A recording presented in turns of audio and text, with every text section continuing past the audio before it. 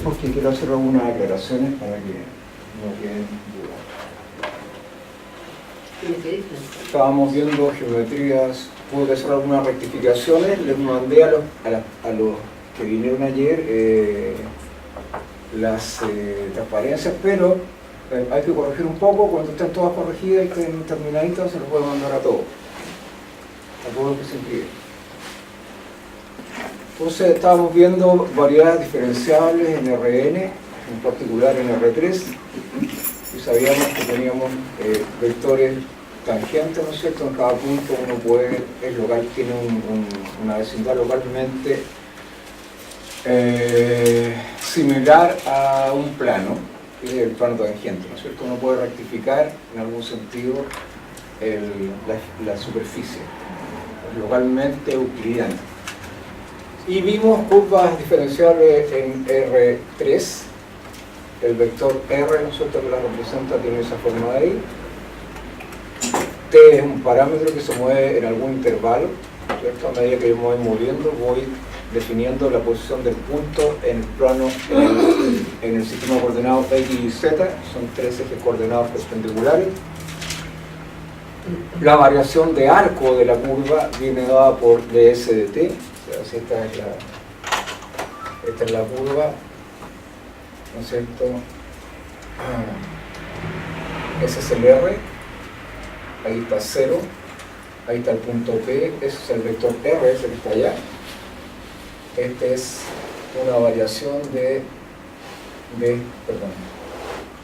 ese es el de R, ¿cierto? Se movió de aquí a acá así que ese es R más dr, si no quiere llamarlo así. ¿Sí? Ese vector apunta ahí y ese punto ahí a P'. Esa es una variación de arco aquí, que vamos a llamar ds. Esa variación de arco viene dada por esa expresión que está ahí, que en el fondo es aproximar esto que está aquí por esta distancia que está aquí. ¿Cuál es la distancia esa? La norma de dr es aproximadamente el ds, es decir, este elemento de arco que está acá. O sea, la cuerda aproxima al arco. Así que si esto está parametrizado con respecto a tau, y el tau lo tomamos entre A, que es el punto inicial para los t, y ahora le llamo t porque es una variable. Entonces el arco entre t igual a, entre tau igual a y tau igual t, viene dada por la integral, esta que está dada acá. Esta es la norma de R' de t. Así que puedo determinar los arcos. Puedo escribir esas variables x de t y de t y z de t anteriores en términos de una nueva variable que ahora va a ser la variable de arco, que lo que hace es permitirme escribir las ecuaciones que vienen más adelante de una forma más simplificada y calcularlas de una manera más simplificada. Entonces, si al arco lo llamo, al arco dependiendo de t lo llamo phi de t, estos x barra, estas nuevas posiciones x barra de s, están definidas así nomás. X barra de phi de t, o sea del arco, es el mismo x de t, no hay ninguna diferencia, la estamos identificando. Así que el vector r barra de s, que es el mismo r de t, solamente que ahora está puesto en términos del s, es esta cosa de aquí. Así que puedo definir un vector t unitario, ¿cierto? Que aquí está la curva, y aquí está el dr, ese es r, y eso dependía de t. R unitario, ¿no es cierto?, va en esa dirección, R unitario de t. ¿Y R unitario qué cosa es? R unitario de t es sencillamente R de t, y para que sea unitario, dividido por la norma de R de t. ¿Es unitario? Unitario quiere decir tiene una norma 1. No, pero no es R unitario. ¿Cuál? Ese es T unitario, ¿no? No, este es R. Sí, pero el otro. Ah, perdón, este es R' de t. Eso es la derivada de R de R. Te queda acá el vector, ¿ok? Está derivado con respecto a t. Así que este es R unitario. A ver, este es R unitario. Este va en la dirección R unitario.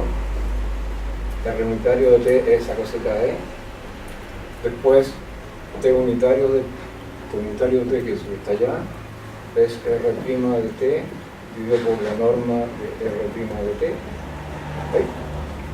¿Ok? Y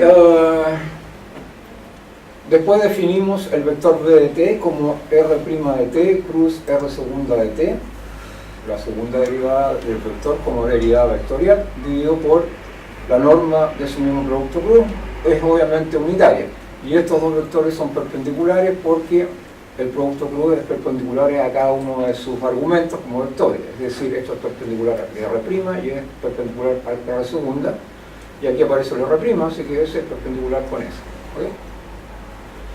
Y aquí nuevamente hago R cruz R2 y obtengo otro vector. ¿Dónde está? Si está aquí, ¿no es cierto? Aquí está el R unitario, el T unitario de T. Después aparece otro que es el B unitario de T, perpendicular a este, y por último hago B unitario cruz T unitario, que también va a ser un vector unitario, que también va a depender de T, y va a ser un vector normal a estos dos que están acá. Y este de aquí obviamente forma un plano, y esta es la normal a ese plano de ahí. Este T' y este T unitario, este unitario, son los que definen el plano tangente a la curva y a la superficie, y este n que está ahí define la normal a este plano pi que está definido con esos dos vectores iniciales.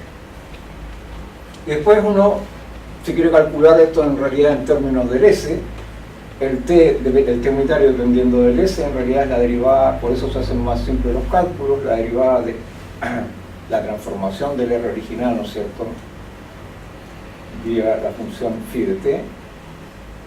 Entonces me queda que eso en realidad es la derivada directa del R barra vector de S con respecto a S. La normal es esto es un partido por capa, donde capa es la curvatura de la curva, valga la redundancia, ahí está la curva, ¿no es cierto? Acuérdense que uno podía inscribir acá en una vecindad muy cercana al punto un círculo que tenía radio R y la curvatura era exactamente el recíproco de esa cantidad. ¿Okay? ¿Y qué medía esta cosa? Medía cuán parecida a una recta era la curva. Entonces, si R es infinito, o sea, si el radio es infinito, la curva que está abajo, esta circunferencia, se va hacia el infinito y finalmente se transforma en la recta. Eso quiere decir que la curvatura en ese caso es cero, es decir, una recta tiene curvatura cero. ¿Okay? La curvatura se define tanto en el caso de la superficie como en el caso de las rectas para ver, en el caso de las rectas para ver cuánto me separo de la recta, y en el caso del plano cuánto se separa o cuán diferente es la superficie del plano. Eso es todo, en un punto dado. Bueno, esta es la torsión, la definición de la torsión, etc. Ahí está el plano, esa es la osculatriz, se llama esa circunferencia que está ahí, este es el radio, y su recíproco es la curvatura.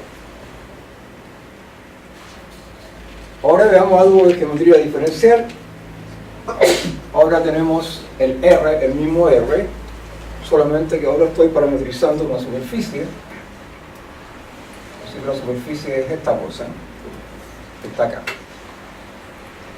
¿Cierto? Entonces, aquí puedo definir, acá está mi R, que va a depender ahora, R, como es una superficie, depende de dos variables. Una curva depende solamente de un parámetro, una superficie tiene que depender de dos parámetros, así que si T estaba en AB, entonces ahora voy a tener un parámetro U y B, voy a tener pares U y B, que van a pertenecer a algún I, que va a ser alguna región de R2. Bueno, así que esto podría ser, por ejemplo, AB, U, CD. Entonces el U está en AB y el B está en CD, y parametrizo, ¿cierto?, Aquí voy a tener R de t ahora, ese es el R. Entonces, R de v, voy así. El R es así, me queda X, la coordenada X depende de dos parámetros, de U y de V, la coordenada Y depende de dos parámetros del U y del V, y esto también depende porque es una superficie y no una recta, perdón, no una curva. Las derivadas parciales de los vectores, el de R de U, va a ser una tangente en la dirección, si dejo B constante, entonces eso va a ser una curva. Fíjense, si dejo B constante como parámetro, entonces lo que obtengo es una curva sobre la superficie. Y si hago área luz, ¿verdad? Estoy parametrizando el vector. Este recorre la curva, ¿verdad? Perdón, la superficie, no la curva, no una curva, en especial. Si fijo el B, si lo fijo, entonces sí es una curva. B fijo, entonces con ese B fijo recorre una curva sobre la superficie. ¿Ok? Así que si calculo, suponiendo las derivadas parciales del vector, ¿qué significa calcular la derivada parcial del vector? De A de U, de R, es sencillamente de X a de U, estoy considerando el B fijo, de Y a de U y de Z de U. Igual que antes, como estoy trabajando con una curva, obtengo una tangente a la curva, y si dejo fijo el otro, ahora el primero, el U, y dejo moviéndose el B, y derivo parcialmente, eso es lo que dice derivar parcialmente, entonces obtengo otro vector tangente, pero en términos de otra curva, y ambos vectores tangentes están sobre la superficie, o sea, están sobre el plano que es paralelo, que es tangente a la superficie. O sea, tengo la superficie y tengo dos direcciones, una es de R a de U, perdón, de R de U, y la otra es de R a de B. Ahí está el punto P, ahí está el R, y con esas dos hago un plano, y si hago DRU o DRB, depende de cómo los haya puesto allá, ¿no es cierto? Supongan que hago de B, de R de B plus de R de U, lo que obtengo es la normal acá. ¿Okay? Así que ese vector que está ahí es normal a la superficie. En este caso ese debería ser el de R de U, ahí está. Y es el de R, hago el producto plus, regla de la mano derecha, el dedo gordo sale hacia arriba. Entonces, estamos suponiendo que la superficie es suave. Suave quiere decir que es diferenciable y además es continua en tres dimensiones, como función de tres dimensiones. Entonces, el vector R de V es diferenciable con respecto a las variables V. Luego, el diferencial de R, en términos vectoriales, se escribe así, usando las reglas de las derivadas parciales, y en este caso estamos trabajando con vectores. El vector n es de R de U plus de R de B, así que el n unitario se obtiene sencillamente de dividir este vector por su norma. Eso va a tener norma 1. Uno nota por comodidad, RU es de R de U y RB de R de B. ¿Ya? Y llamamos la primera forma fundamental a esta expresión que está aquí. Es decir, si yo hago dr.dr, entonces ese r.dr es exactamente esa expresión que está ahí, tomando en cuenta que diablo lo que es dr es eso, ¿cierto? Esos son los incrementos infinitesimales puestos ahora como diferencial. Y se define g de v como dru drb. Aquí hay que borrar ese me faltó borrar, ese D está mal aquí, ¿eh? Esos son los RU, RB, ¿no? Podemos reescribir la expresión anterior de esta forma. Ese D de ahí, olvídenlo. Ese es el GUU, ese es el GBD y ese es el GUB. Aquí no importa para qué lado vaya, aquí en realidad cuando uno usa el producto interno aparece R de U, R de B, R de B, R de U, pero como son simétricos los productos internos, es exactamente el mismo elemento. Estos son números porque esto es un producto interno, así que estos son números, y de ese es el cuadrado del elemento de arco, así que esta cantidad siempre es mayor o igual que 0. Tú me hiciste una pregunta ayer y... ¿dónde quedó guardada?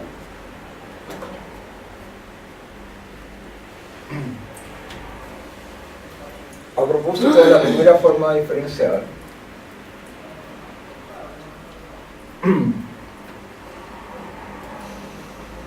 en general, si uno tiene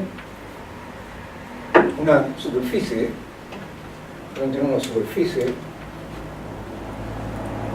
acuérdense de lo que les dije ayer, la superficie, si esta es en 3 dimensiones, ¿no es cierto? X, Y grande, Z grande. Entonces, la ecuación de la superficie o es f de x y z igual 0, y si puedo despejar z en función de x y de y como variable, también podría escribirla como z igual f de x y. Aquí el f, ¿cuál es? Es z menos f de x y igual 0, donde esa tiene que ser una función buena. Entonces, esa no siempre se puede hacer, así que generalmente lo que puedo hacer es sencillamente escribir el f de esa forma. Tiene una expresión cerrada, pero es de esa forma. Y si uno calcula el gradiente de f, ¿qué es el gradiente de f? El gradiente de f es de f a de x, perdón, del f grande, de f a de y, de f a de z. Uno puede, sabe el cálculo 3, que este gradiente de acá es un vector normal en el punto. ¿Ya? Así que si estoy en P0, esa cosa de ahí es perpendicular al plano tangente.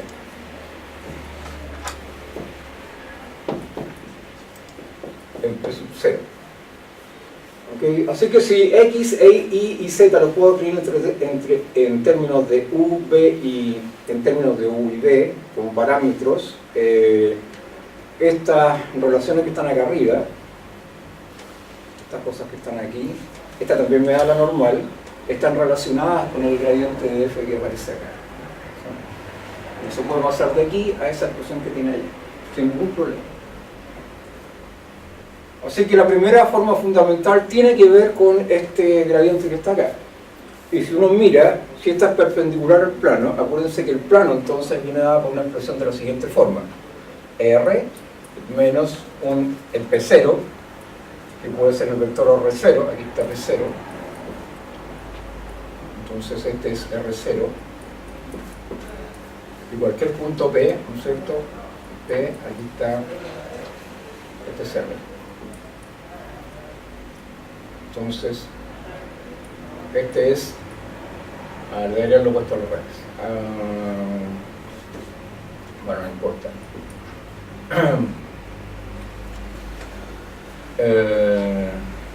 Lo puse para el revés, pero no importa. La idea es que R menos R0 es igual al gradiente de F evaluado en el punto X0 por un cierto vector acá. Aquí tengo que poner X menos X0, Y menos Y0, Z menos Z0. Entonces, puestas como columna. Entonces, eso es un plano, eso representa un plano en R3 y es el plano tangente, así que por eso tiene la relación con la cuestión. Tiene que ver con el plano tangente, obviamente, y esto también tiene que ver con el plano tangente porque es lo normal a ese plano. Esa es la primera forma fundamental. Y si ustedes se fijan, es una forma cuadrática de U y de B, en los diferenciales.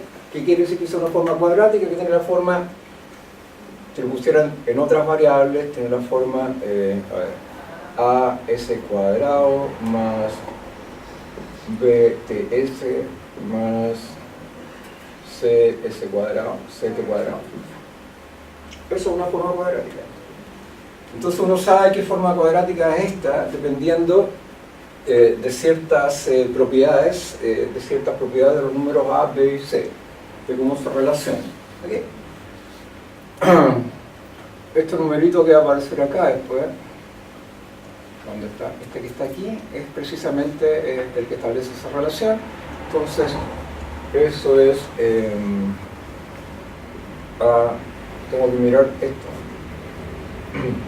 AC menos B cuadrado.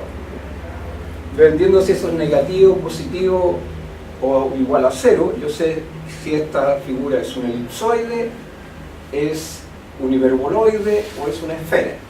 ¿Ya? Así que esto es álgebra de formas cuadráticas nomás. Que aparezcan de U y de B acá es un caso excepcional, pero eso para todos los efectos prácticos es una forma cuadrática. Son todas las propiedades de la forma cuadrática. Esta de aquí la puedo deducir conociendo teoría de formas cuadráticas. Punto. Y son muy simples por lo menos. ¿Qué cónica es eso? Eso es una cónica. ¿Okay? Entonces, después, bueno, aquí hay unas propiedades intermedias que me sirven para demostrar este teorema que está aquí. Se llama sección normal a la superficie S en R perteneciente a R3 en la dirección del vector tangente unitario T en un punto unitario de la misma, la intersección de la superficie con el plano definido por el punto P y los vectores N y T. Entonces, los vectores T está ahí, el N está acá, ¿cierto? Ahí está el B. Este es el triedro de Frenet sobre la superficie, si yo indico una curva. Entonces aquí está el plano tangente. ¿Qué plano me interesa? Ahí va la curva. Dejé el U o el B fijo, ahí va una curva. Entonces me interesa ese plano. Y aquí va a haber un circulito, ¿no es cierto? Y una curva, y voy a poder calcular una curvatura. La única diferencia que aquí arriba me va a interesar saber si la curvatura, si ese valor de K ya no va a ser el R que yo definía para la curva sola, sino que le voy a tener que asignar un valor negativo o positivo dependiendo del tipo de curva de que se trate, el tipo de superficie de que se trate. Eso es lo que me interesa. Entonces, de la fórmula de Frenet uno sabía lo siguiente: la derivada de T con respecto a S, este 90 unitario, es igual a kappa por n unitario. Entonces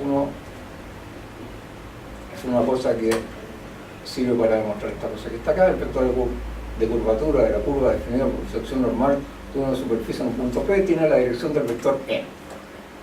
¿Ya? O sea, ese es el vector de curvatura.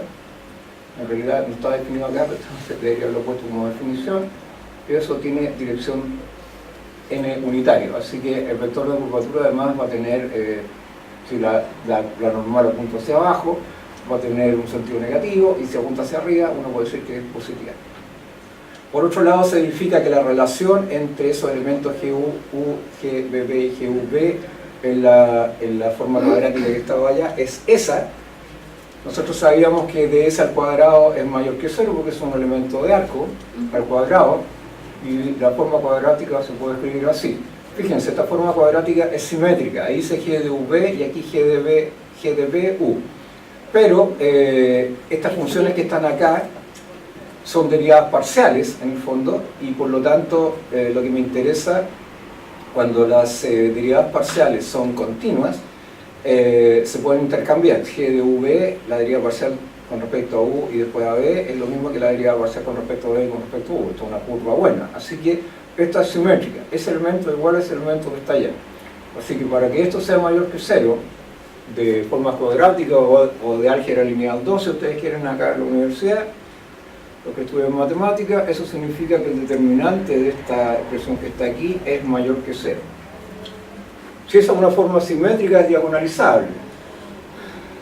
Las matrices simétricas son todas diagonalizables. ¿Qué significa eso? Significa que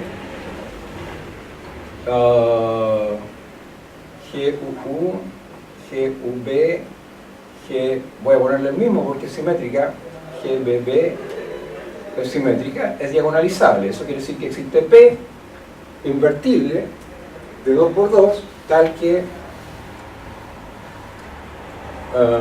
invertible,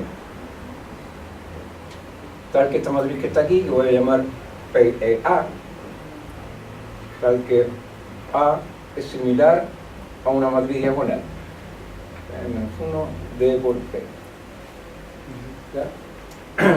Si la matriz es positiva, si la matriz es, si esto es positivo, entonces los valores propios que salen de resolver un problema de valores propios para la matriz A son exactamente los que están aquí en la diagonal. Así que esto es P-1, lambda 1 y lambda 2, aquí hay un 0, aquí hay un 0 y aquí hay un P. Así que yo sé que eso tiene que ser mayor o igual que 0, mayor que 0, triple. ¿Ok? Y para que eso sea mayor que 0 siempre, estos vectores que están, estos valores propios que están aquí siempre tienen que ser positivos. Lambda 1 es mayor que 0 y lambda 2 es mayor que 0. ¿Ok? Entonces, si aplico el determinante A, entonces, eso es el determinante, como son similares, eso es el determinante de P-1 por la diagonal por P. ¿Está bien? Pero el determinante de un producto de matrices, ¿cómo es? El determinante de P-1 por el determinante de P por el de D por el determinante de P. Y si la matriz P es invertible, el determinante de P es distinto de 0 y el determinante de P a la menos 1 es 1 partido por el determinante de P. Así que eso se va con ese y me queda el determinante de la diagonal. Pero como la matriz es simétrica, yo sé que sus valores propios son, ¿cómo le dije? Son positivos. Si esa forma cuadrática es mayor que 0 y esa matriz es simétrica, entonces, si la matriz es simétrica y cumple con esta condición, yo sé que los valores propios de la matriz son positivos. Así que el determinante de esta cosa, ¿cuánto vale? Lambda 1 por lambda 2, ¿no? Pero lambda 1 y lambda 2 son positivos. ¿Sí? Así que eso siempre es mayor que 0. ¿Ok? Y si eso es siempre mayor que 0, eso quiere decir que g de u por g de b de u y eso por eso, que son iguales, es exactamente mayor que 0. E igual a g es mayor que 0. ¿Okay? Es todo álgebra simple, álgebra lineal de matrices. Así que uno puede escribir n, que era RU, cruz RB, a la deriva parcial de R con respecto a U, acuérdense que convive notación, dividido por la raíz de g, que es g, esa cosa que acabo de definir allá abajo, ¿no? Que tiene que ver con la forma cuadrática. Define qué tipo de forma cuadrática, de qué forma cuadrática estoy hablando.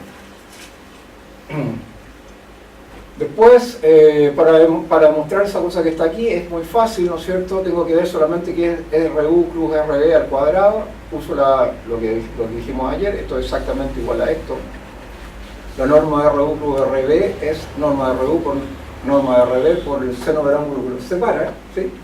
Si luego al cuadrado, bueno, seno cuadrado de teta es 1 menos coseno cuadrado de teta. Después distribuyo, me queda esto. Pero eso es sencillamente el cuadrado del producto interno entre RU y RB. ¿Okay? Pero eso era G de U, B. Así que me queda, y esto es G de U, U, y esto es G de B, B por definición. Esto no es el cuadrado, perdón, es el producto, y me queda eso al cuadrado, eso es igual a G, a lo que está ahí. Así que, bueno, segunda forma diferencial, y aquí me quiero expresar, esto no tiene que ver con la segunda derivada. Así que lo tuve que borrar del video. Y me costó. En realidad no. La segunda forma fundamental tiene que ver con la variación de cuánto se aleja, es una medida de cuánto se aleja la superficie de el plano tangente. Eso es lo que mide. Eso es lo que mide. Entonces, la segunda forma fundamental es menos el producto punto entre la variación de la proyección. Los productos internos siempre son proyecciones. Es la proyección. Acuérdense que aparece un coseno de teta en la definición. Entonces, es la proyección de la variación del vector posición por la variación del vector normal unitario. Entonces uno lo calcula exactamente esta expresión que está aquí, que tiene que llevar un signo menos afuera. Y estos I sub IJ son productos internos entre la derivada parcial del R con respecto al I. El I puede ser U o B, y el NJ, el J también puede ser U o B. ¿Okay? Entonces son derivadas parciales. Así que esa es la segunda forma fundamental. Y lo que se demuestra es que la curvatura normal de una curva C contenida en una superficie S, en un punto dado P, o sea que está en este plano de acá, en este, que es esta curvatura, que está en este plano, tiene la forma Kn igual la segunda forma fundamental dividido por la primera forma fundamental. Y el cálculo es muy simple. Fíjense, si yo hago el producto interno entre T y N, T es el vector tangente, sin el gorrito, no es unitario, y N es el vector unitario. Yo sé que eso es 0 porque ambos vectores son perpendiculares, ¿sí? Así que T punto N es 0. Así que si yo derivo esa expresión de ahí, es un número, debería ser 0, igual. ¿Ya? Ahora, una de las propiedades del producto interno, en este caso, es que yo puedo introducir las derivadas adentro del producto interno.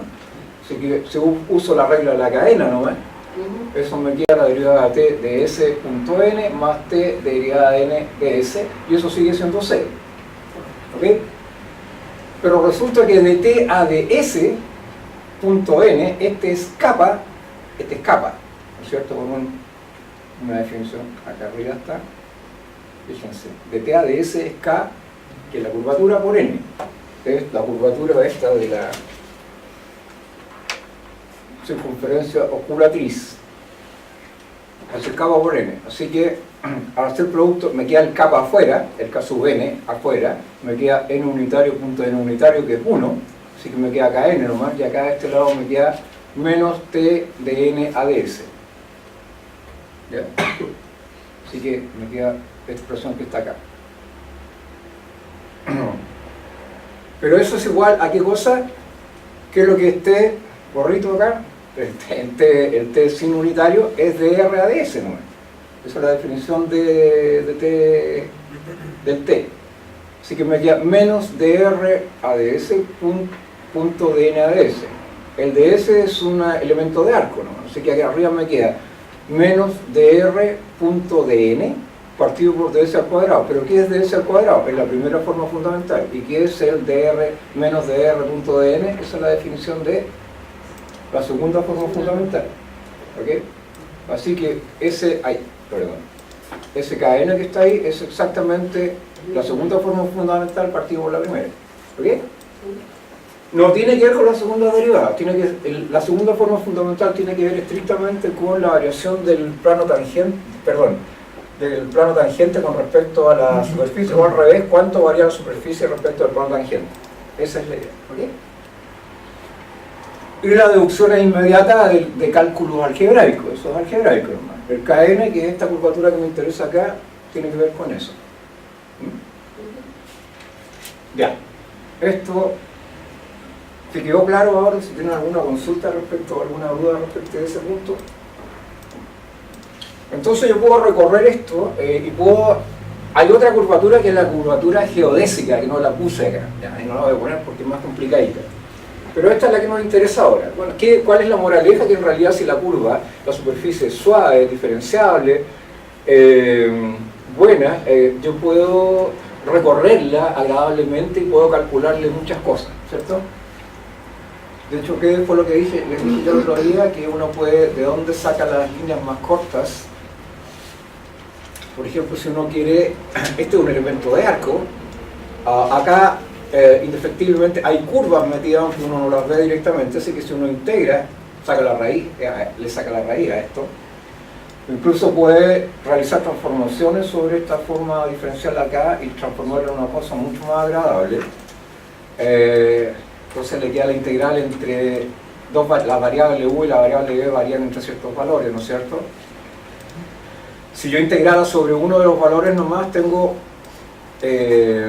curvas, tengo una integral sobre curvas y podría establecer qué curvas son las que minimizan esta cantidad que está acá, el ds. Eso se llama geodésica. O sea, si yo quiero resolver el problema de las curvas más cortas sobre una superficie que unen dos puntos, entonces lo que tengo que resolver es un problema variacional, que es resolver una integral. El S, entonces, ahí ¿cuánto es? S es una doble integral de la raíz de toda esa expresión que está ahí, y acá abajo, como U y B los puedo hacer depender de un parámetro T también. Aquí incluso podría poner un parámetro T, ¿verdad? Afuera. Así que lo que tengo que mirar es ver qué curvas metidas acá adentro hacen que esta cantidad que está acá sea mínima. Y para eso tengo que usar un método que se llama el método de Euler-Lagrange, que es el método variacional que sirve para resolver esto. Es decir, este problema de mínimo o de extremos, digamos, se resuelve usando ecuaciones diferenciales parciales, es decir, yo tengo que meterme adentro de esta expresión, tengo que ver las ecuaciones de Euler-Lagrange, que es un conjunto de un sistema de ecuaciones diferenciales parciales, y resolver ese sistema de ecuaciones diferenciales parciales con las restricciones que aparecen acá, y darme cuenta cuáles son las curvas que hacen que esta expresión sea mínima o máxima, dependiendo de lo que quiera. Ya. Pero eso no lo vamos a ver, pero se lo explico porque ese es el método que se usa para determinar la geodésica sobre una superficie. Así que si tengo esa primera forma fundamental, puedo calcularle las geodésicas a una superficie de Riemann, en particular cualquiera, una variedad diferenciable. Ya, entonces esto, bueno, ¿qué hemos hecho hasta ahora? Hemos recorrido desde los griegos que hacían estos cálculos de pura geometría euclidiana, ¿cierto? Plana, a un mundo donde ya la geometría plana no es necesario. O sea, es a veces, la mayoría de las veces, una restricción de la geometría, de una geometría más general. ¿Qué fue lo que partimos haciendo? Sencillamente cambiamos el quinto postulado y nos dimos cuenta que, bueno, variando un poco el quinto postulado, renombrando las cosas, renombrando lo que es recta, renombrando lo que es punto, renombrando lo que es círculo, generamos geometrías que son diferentes a la geometría euclidiana. La geometría elíptica, la geometría esférica, la geometría hiperbólica, etcétera, que tienen características diferentes. Y lo que les contaba ayer, por ejemplo, no sé, el espacio en el que nosotros vivimos tiene una métrica diferente.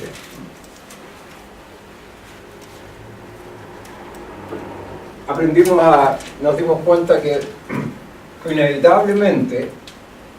inevitablemente uno cae o tiene que recurrir al concepto de distancia o medida, y por lo tanto tenemos que definir una métrica, y dependiendo de esa métrica es el tipo de espacio que tenemos.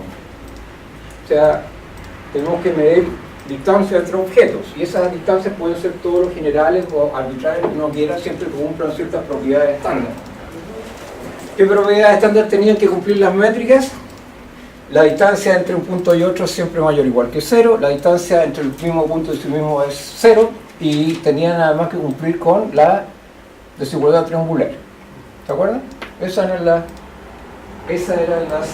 condiciones que nosotros imponíamos para que una función de un espacio, de un conjunto cualquiera, de un conjunto cualquiera, en los reales positivos, porque estoy midiendo distancia, constituyera una métrica. Entonces, por ejemplo, les voy a poner, y además hablamos de espacios vectoriales. Los espacios vectoriales con producto interno, le agregamos además un producto interno. Nos dimos cuenta que es otro elemento matemático, otra estructura matemática, que tiene la gracia de que la norma, o define una norma, la norma es otra función definida sobre el conjunto, sobre el espacio vectorial, que tiene ciertas características. Nos dimos cuenta que la norma puede ser inducida por el producto interno, y además el producto interno, además de producir la norma, produce la métrica del sistema. Entonces ese es un espacio euclidiano, que puede ser un espacio cualquiera, no necesariamente el mundo donde estamos viviendo nosotros, pero es euclidiano a la larga o a la corta, porque sus axiomas en términos de la medida o de la métrica son exactamente los mismos y cumple casi las mismas cosas que cumple una métrica euclidiana cualquiera. Después pusimos algunas generalidades ahí. La generalidad, ahí está el producto interno.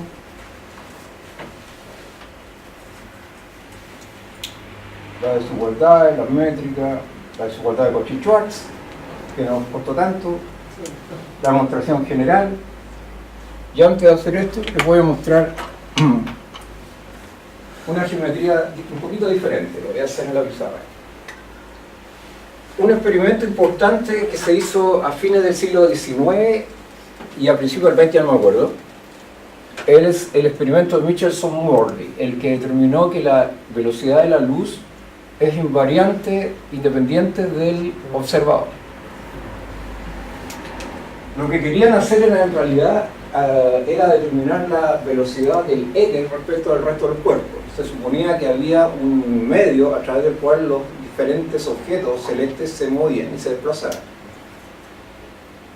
El resultado final del experimento de Michelson-Morley es, la conclusión es que el éter no existe. O sea, costó mucho que se sacaran de la cabeza a los físicos ese concepto de éter. Y costó mucho que aceptaran esa posibilidad. Entonces, en el tiempo que me dio entre el rechazo de la teoría del éter y la aceptación de ese hecho, y la realización del experimento, hay bastante tiempo, no es corto, o sea, costó bastante que la gente se convenciera, trataban de demostrar que los experimentos están mal hechos, que podían haber otras causas que produjesen tal efecto, etc. Finalmente se rechaza eso y eso da origen finalmente, el único que se atrevió, no es que otros no lo sospecharan, fue la teoría especial de la relatividad. La teoría especial de la relatividad es eso, es la que dice que la velocidad se mueve a una velocidad, perdón, la luz se mueve a una velocidad constante y eso tiene implicancias físicas objetivas. Estas típicas que ustedes conocen de las películas, que si yo me muevo a una velocidad cercana de la luz, el tiempo se dilata, o que si viajo a la velocidad de la luz voy a volver más joven a la Tierra. Lo más probable es que me desintegre. ¿Qué otras cosas? A velocidades grandes la longitud de los objetos también se dilata, etc. El movimiento relativo, hay un fenómeno bien interesante. Si yo fuera corriendo arriba de un tren, ¿cómo se ve la velocidad de una persona que va corriendo arriba de un tren? La velocidad absoluta con respecto a la Tierra, sigue siendo relativa en realidad.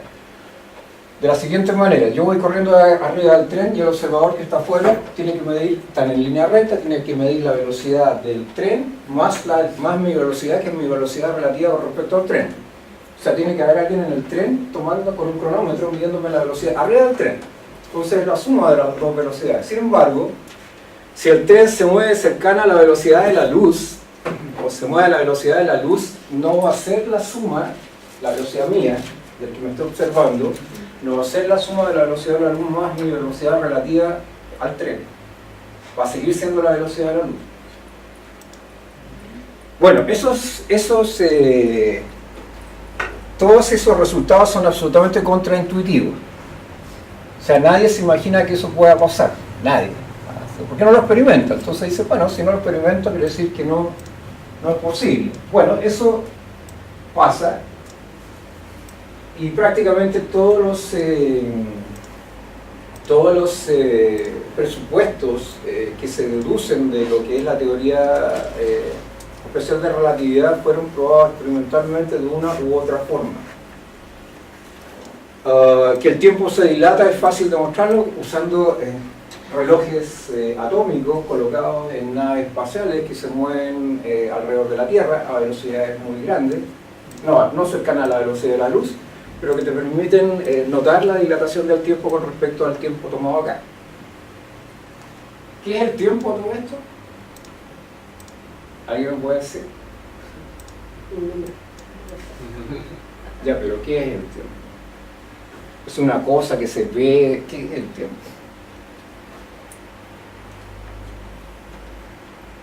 ¿Alguien se le ocurre? Una idea loca. Es una medición de algo. Pero... Es una medida, ¿no es cierto?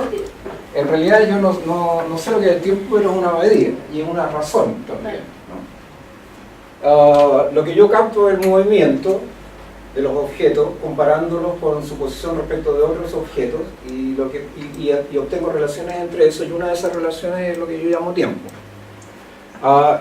El segundo, por ejemplo, cuando uno lo quiere medir exactamente, es una medida, por ejemplo, si lo hace con estos relojes atómicos, en realidad es el transcurso, es el paso de electrones, por ejemplo, entre un nivel y otro. Uno sabe que están pasando rápidamente entre un nivel y otro atómico, y el periodo ese que transcurre es lo que yo determino segundo, microsegundo, lo que ustedes quieran. ¿Ya? ¿Qué me importa? Es que haya regularidad en ese proceso, o sea, que son procesos regulares. O sea, yo puedo decir, oye, no va a variar de aquí a mañana, o por lo menos en la variancia, me sirven para efectuar las mismas mediciones. Antes las medidas para el segundo eran otras, eran menos precisas, ahora son cada vez más precisas. No sé lo que es el tiempo, pero sé medirlo. Notable. Pero uno introduce muchas cosas que no sabe qué son. Nosotros introducimos los números complejos y en realidad, ¿alguien me puede decir que es un número complejo? Intuitivamente. Además de ser una construcción matemática, si uno quisiera, porque uno sabe que las raíces de las ecuaciones algebraicas reales les da interpretación dependiendo del problema que esté tratando de resolver. Si la raíz fuera compleja, ¿qué interpretación le darían ustedes? Es más complicado, ¿no es cierto? Pero uno podría decir sencillamente, quedarse tranquilo y decir son todas las soluciones posibles que no están en el campo de los reales y punto, y se acabó, ¿ya? Y con eso el matemático se queda contento y feliz. Y si después puedo volver al mundo real a través del mundo de lo complejo y sacar conclusiones interesantes, bueno, me sirve. Es un buen artilugio, es una buena herramienta. Bueno, en el caso de la velocidad de la luz, hace lo siguiente. Si yo tengo, por ejemplo, me estoy moviendo en el plano. Entonces la posición de una partícula en el plano viene dada por ¿qué? Viene dada por, a ver, el x cuadrado más y cuadrado, ¿cierto? Ese es r cuadrado, ¿cierto? Este es r, norma de r.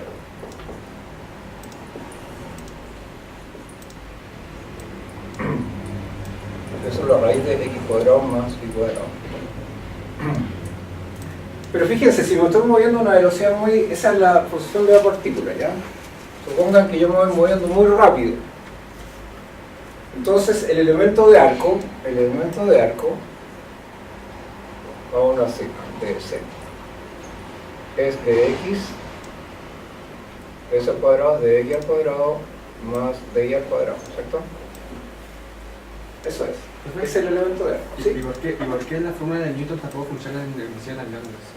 No, si no, porque si tú ves la relatividad especial y la restringe a velocidades pequeñas, te obtienes la mecánica de Newton. Sí. Está contenida en la otra. Pero utilizarlo, o sea, por ejemplo... Pero mira, es lo mismo que la geometría euclidiana y la geometría riemanniana. Tú estás en un mundo local, plano. Ahí te sirve tu geometría euclidiana. Pero tu mundo en el que vives es riemanniano. Es una variedad diferente, es una variedad que tiene curvatura distinta de cero. Sin embargo, en ese pedacito te sirve. Esto es lo mismo.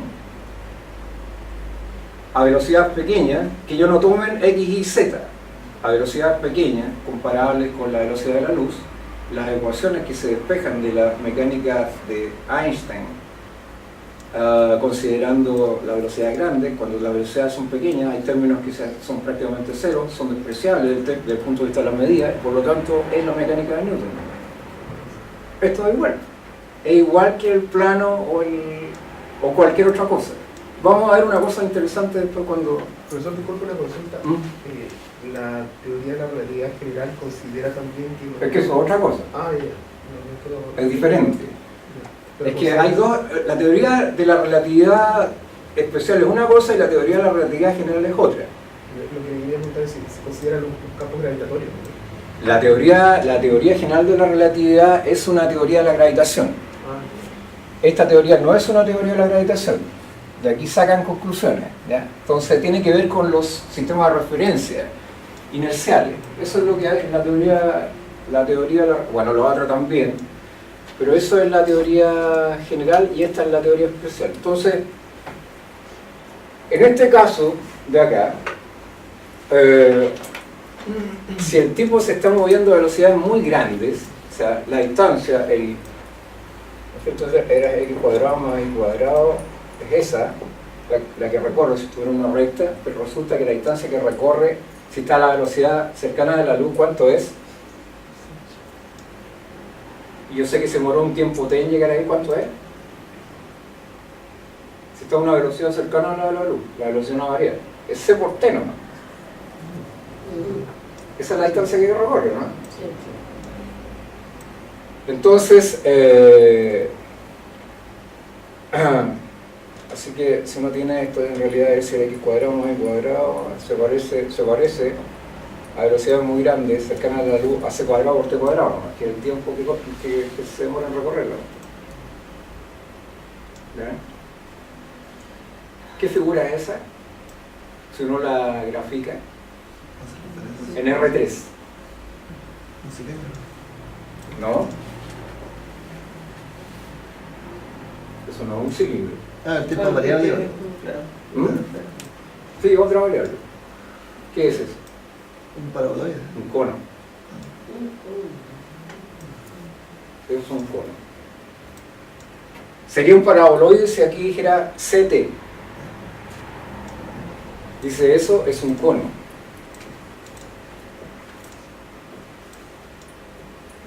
Así que tu espacio-tiempo en realidad es eso. Y el de S es otra cosa diferente a lo que nosotros conocemos. Bueno, ahí sale, uno puede definir una métrica que se llama la métrica de Minkowski y que tiene que ver con esta expresión que está acá. Y es diferente a la métrica usual que nosotros conocemos euclidiana. ¿Okay? Y hay un elemento de DS, una forma fundamental como la que aparecía ahí, pero es diferente a esta que está acá. Esa, la riemanniana, es positiva siempre. Esta de Minkowski puede ser negativa o positiva. Y eso tiene que ver con una cosa que se llama la causalidad. Hay eventos que son causales y otros eventos que no son causales. Tiene que ver con que la información que yo transmito de un punto a otro en el universo no puede viajar a una velocidad superior a la de la luz. Y eso va a contradecir una cosa que está acá, ahora. Entonces, tengo que ir rápido. Hablé un poquito de mecánica cuántica.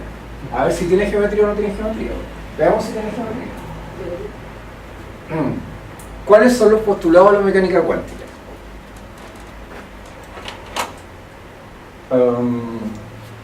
A ver, el experimento famoso de la rendija, esa, que no se lo voy a poner acá, pero en el fondo es que las partículas elementales, muy chiquititas, las partículas elementales son aquellas que no tienen estructura interna, supuestamente. ¿Ya? Los átomos están formados por neutrones, protones, los protones están formados por quarks, hay otras partículas que tienen gluones. ¿Qué más tienen? ¿Cuál? No, los bosones es una calificación de las partículas en general. Hay dos tipos de partículas naturales, bosones y fermiones. Y eso tiene que ver con el tipo de función de onda que tienen asociadas. Si la función de onda es simétrica son bosones, si son antisimétricas son electrones, son fermiones. Los fermiones, una clase de fermiones son, por ejemplo, los electrones. Una clase de fotones, por ejemplo, son los fotones. ¿Qué diferencia hay entre uno y otro? Como en mecánica cuántica, las partículas están asociadas a funciones de onda, en el fondo. O sea, se comportan en forma dual. Son ondas, a veces, y a veces son partículas. Se comportan como partículas clásicas. Es una situación rara porque viola un poco, en algún sentido, el principio del tercero excluido, ¿no? En lógica, que dice que una cosa es esto o lo otro, pero no las dos cosas a la vez. Bueno, eso es un poco mentiroso, ¿eh? pero si uno lo piensa así ligeramente, da la impresión de que viola ese principio lógico. Y de hecho uno puede definir después una estructura matemática que se llama lógica cuántica para calcular algunas cosas que no cumple ciertos postulados de la lógica tradicional, pero es más bien un instrumento para calcular cosas que una lógica realmente. Bueno, la cosa es que eso, en objetos muy pequeños, a ese nivel, se comportan, ya sea como partículas o como ondas. Experimentalmente se puede demostrar. No es algo que a alguien se le ocurra. Entonces, de eso se deducen varias cosas bien especiales. Por ejemplo, el principio de incertidumbre visto desde el punto de vista experimental. Si yo tengo una partícula que se está moviendo en la recta real, una partícula cualquiera, aquí. Entonces, si la partícula es clásica de Newton, entonces la posición es X y el momentum es, bueno, es mv cuadrado medio, pero yo lo voy a poner P.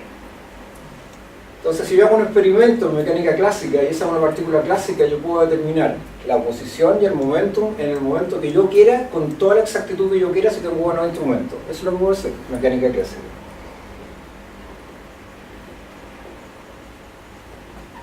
¿Qué es lo que dicen los experimentos en mecánica cuántica? Si yo conozco la posición de una partícula con mucha exactitud, tengo una gran incertidumbre si quiero medir la posición. Mecánica cuántica. Si conozco P, si conozco X, incertidumbre en P. Y viceversa. Al otro lado es igual. La misma cosa. No puedo. Hicieron esto, fíjense que en los años 20, ¿no? Es la misma época en donde surge la teoría de la relatividad, que es una teoría del macro, esto es una teoría del micro. Entonces, la mecánica clásica no servía para describir esto. Qué terrible, ¿qué hacemos? Definamos una teoría matemática, bueno, eso vino después en realidad, pero lo que hizo Heisenberg fue eso, aunque no lo quisiera. Heisenberg estudió, para que vean ustedes que antes la ciencia se hacía de forma diferente, casi todas las discusiones filosóficas estaban muy imbricadas con las discusiones científicas. Entonces, de hecho, no recuerdo, bueno, de hecho a Heisenberg estudió primero matemática, y su interés era estudiar matemática y no física originalmente.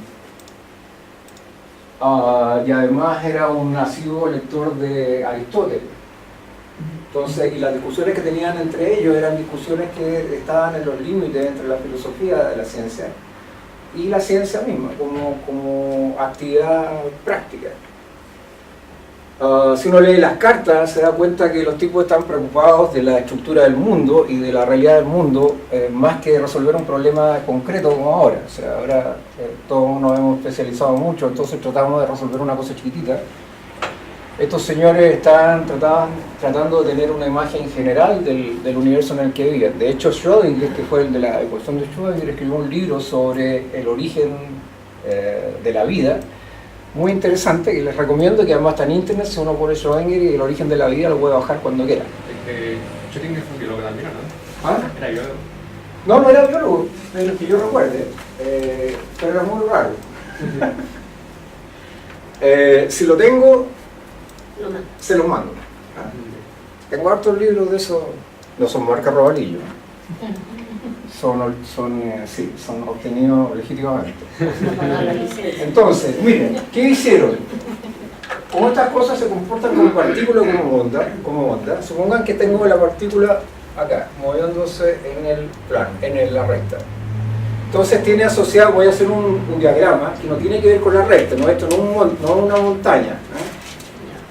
Entonces, en lugar de asociarle la posición, yo voy a decir que, bueno, voy a tomar la función de onda, voy a hacer abstracción del tiempo, ¿ya? Y voy a decir que esta función es la función de onda que tiene asociada la partícula. ¿Ok? Ese elemento, ¿no es cierto?, tiene la siguiente característica, esa función de onda. Está en una función, así que está en un espacio que se llama L2 de R. ¿Qué es L2 de R? L2 de R es el conjunto de todas las funciones que cumplen con esto. El conjunto de las funciones reales, o sea, bueno, van de R en R, tales que la integral sobre R del módulo de f al cuadrado de x es menor que infinito. O sea, esa cosa es menor que infinito. ¿Ya? Esas son las funciones cuadradas integrales en R.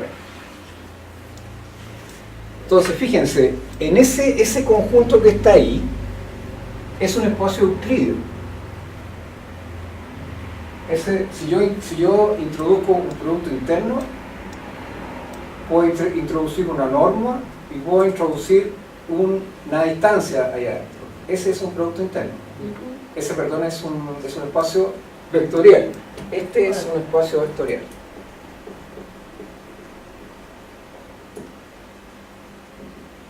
R es un espacio vectorial, ¿no es cierto? R solito es un espacio vectorial. Ya, el conjunto de estas funciones cuadradas integrales también es un espacio vectorial. Si sumo dos funciones cuadradas integrales, sigue siendo cuadrado integrales. Si lo multiplico con un escalar, sigue siendo cuadrado integrales, etc. Es un espacio vectorial. Entonces voy a definir primero el producto interno. Voy a suponer que las funciones son reales, así que el producto interno entre f y g es la integral sobre R de f por g. Estoy en R2. Y puedo demostrar que eso es un producto interno. El producto interno. Si el producto interno, yo defino una norma acá. ¿Cuál es la norma de phi? Es la raíz de phi con phi, del producto interno entre phi y phi. Eso lo vimos el otro día. Y si tengo un producto interno, tengo la norma, tengo una métrica. ¿Cuál es la métrica? Phi menos psi. Esa es la distancia entre phi y psi en L2 de R. La puedo definir como la integral de módulo de f de x, phi de x menos psi de x al cuadrado de x. Tengo que demostrar todas las propiedades de métrica, pero es fácil, se pueden probar. Tengo, con ese conjunto que está ahí, esas funciones de onda, tengo un espacio que es euclídeo. Podría definir variedades diferenciables, tendría que definir la derivada sobre estos puntos, sobre funciones en donde los puntos son estas cosas que están acá ahora. Ya, podría encontrarles planos tangentes, etc. Bueno, eso es un espacio euclídeo. Eso se llama un espacio, no es finito, eso sí, no tiene dimensión finita, aquí hay infinitas cosas. Entonces, esto se llama un espacio de Hilbert, porque fue creado por David Hilbert. Entonces es una clase de espacios fundamentales en mecánica cuántica. Sin espacios de Hilbert no hay mecánica cuántica, y él los definió antes de que se descubriera la mecánica cuántica, antes de que se desarrollara como teoría. Profesor, disculpe la escritura final de la norma. ¿Acá? Cuando usted la deriva al fondo. ¿Acá? Al fondo, al ¿Esta? último, no. ¿Eso?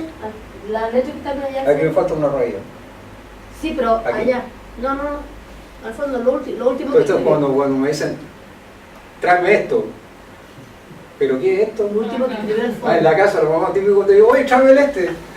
¿Y qué es lo que Eso es lo que es? está allá ¿Cuál? adentro. Eso, ¿Aquí? ¿Aquí? esa letra. De X. De Estoy X. integrando. Ah, Sí. Eso. Tráeme el este. Que apenas se ve. No, me trajiste el este, no te dije. No lo hagan como mamá, ¿eh? Se pega esa cosa. Sí, se pega. Se pega. Así te dije. Ese coso que está ahí. Ya. Entonces, fíjense, los axiomas de la mecánica cuántica son los siguientes.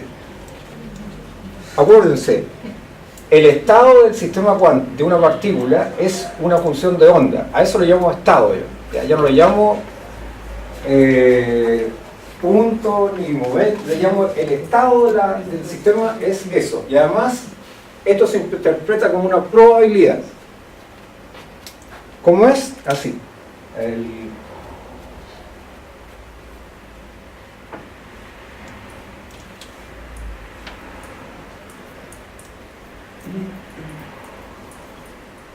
Era la recta, ¿no es cierto? Entonces, la probabilidad de encontrar a la partícula.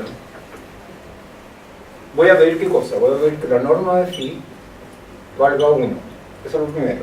O sea que la integral el módulo de phi al cuadrado de x sea 1. Eso es una normalización. Pero puedo tomar cualquier cosa en L2, la digo por su norma y obtengo esas cuestiones, así que eso no cuesta nada. Entonces, fíjense, a esta cosa que está acá, al módulo de phi al cuadrado, lo voy a definir, esto depende de x, esa es la probabilidad de encontrar a la partícula en una región en la recta. No solamente representa la función de onda que tiene asociada, sino que además representa la densidad de probabilidad de encontrar a la partícula en la región.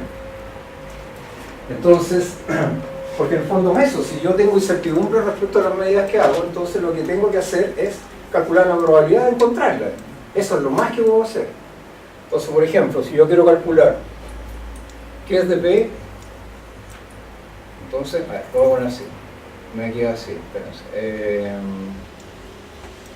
Si quiero calcular la esperanza de encontrar a la partícula entre menos infinito en la recta y 40, supongo. ¿Ya? O sea, la probabilidad de que x, la posición sea, bueno, eso está ahí, y sea menor o igual que 40. Por ahí está la partícula. Por ahí está. ¿Cuál es la probabilidad de encontrarla ahí? Entonces esto es la probabilidad de x por dx. ¿Sí?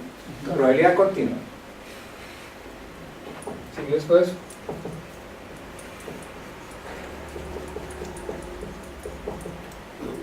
¿Ok? Sí. Es una probabilidad, si yo integro entre menos infinito a infinito, esa vale 1, porque la norma de eso dije que la había cogido como 1. ¿Ok? Así que eso, de acuerdo a la definición de Max Born de la función de onda, es una probabilidad, cosa que es aceptada generalmente ahora. Hubo otras interpretaciones, esta es la interpretación más adecuada. Ya. ¿Qué más? Entonces, los estados de un sistema son elementos de un espacio de Hilbert. Ahí está. ¿Cómo lo llamo eso?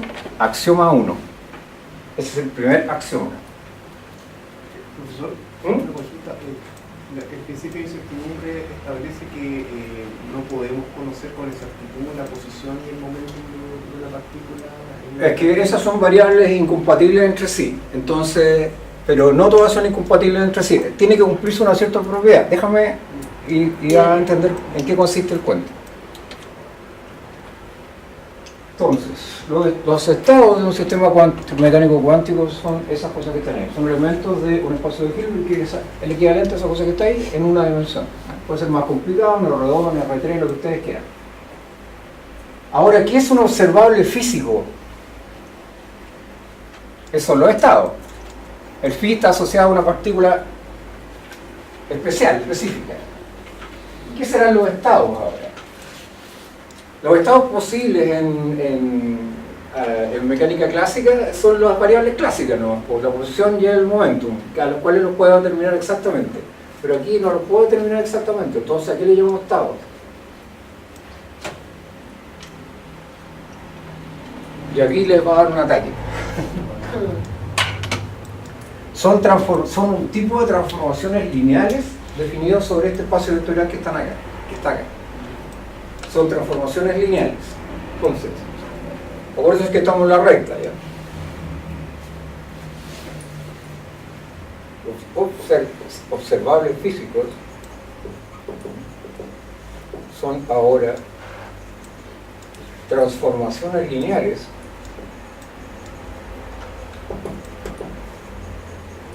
sobre el espacio de Hilbert.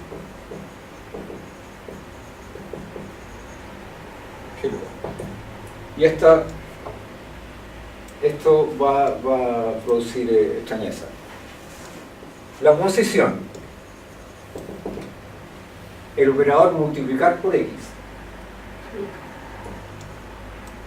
Estoy en la línea recta.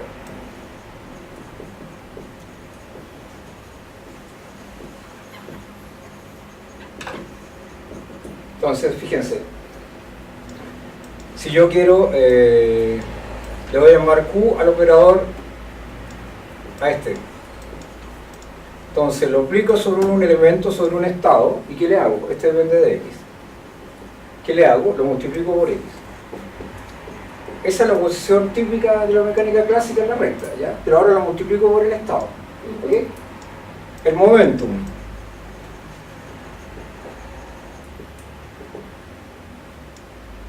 Le voy a llamar, ¿cómo se llama? P. El P. Aquí está más complicado. Es el operador derivar por x.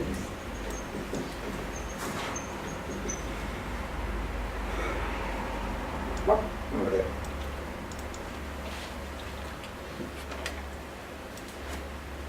Tenía una profesora cuando estudiaba yo que fumaba y escribía, fumaba caleta y tenía esos lápices, esa ¿cómo se llama? Tiza grande que tiraban harto polvo. Y hacía. Ahí es lo que pasó. No más de una. O sea, muchas veces pasó que se metió la tiza a la boca. Claro. Entonces, es el operador diferencial. Entonces, ¿qué es P aplicado sobre el estado? No solamente el diferencial, sino que así. Es el operador menos I de A de X. Eso por una razón específica, pero ese es el operador diferencial. ¿Ok? Entonces, Profesor, disculpe, ahí puso el operador diferencial, ¿no es cierto? ¿Mm? Un momento. es el lineal. Es lineal.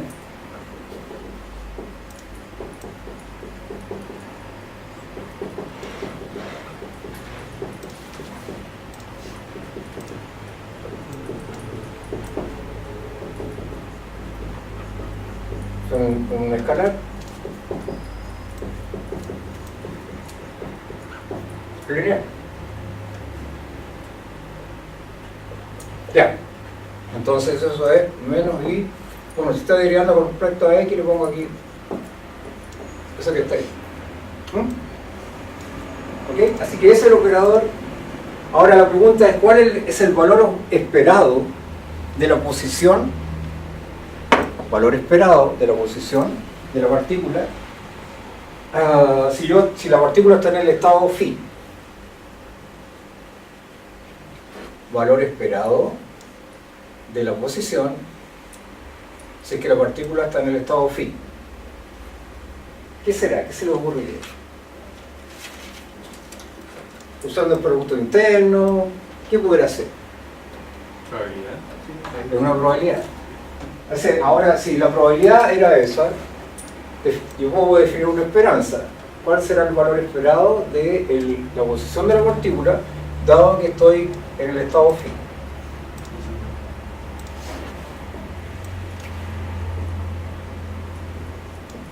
Ese es el valor esperado. Si lo escribo acá, me queda aquí phi, x phi de x. En realidad aquí esta debería ponerle un conjugado porque son funciones en realidad con valor complejo, pero da lo mismo. Ese phi por i me queda phi cuadrado.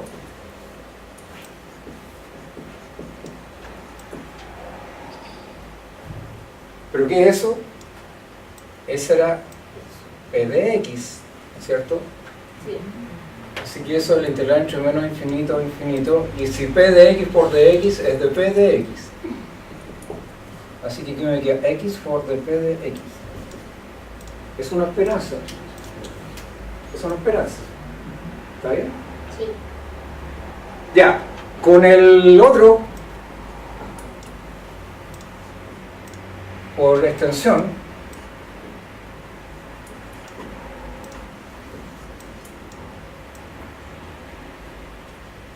¿ok? Voy a borrar un poquito, porque... pero no tanto como que...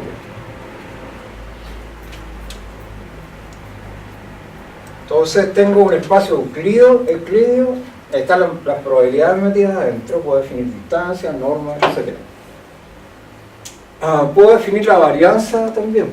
Si puedo definir la esperanza, puedo definir la varianza.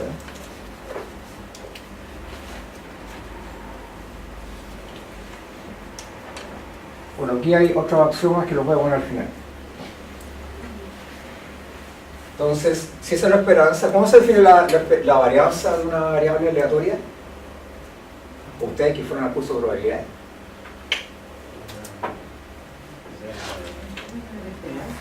O si quieren la desviación estándar. La varianza es el promedio de los cuadrados de todas las desviaciones. Ya. Entonces, en términos de, fíjense, lo voy a poner acá.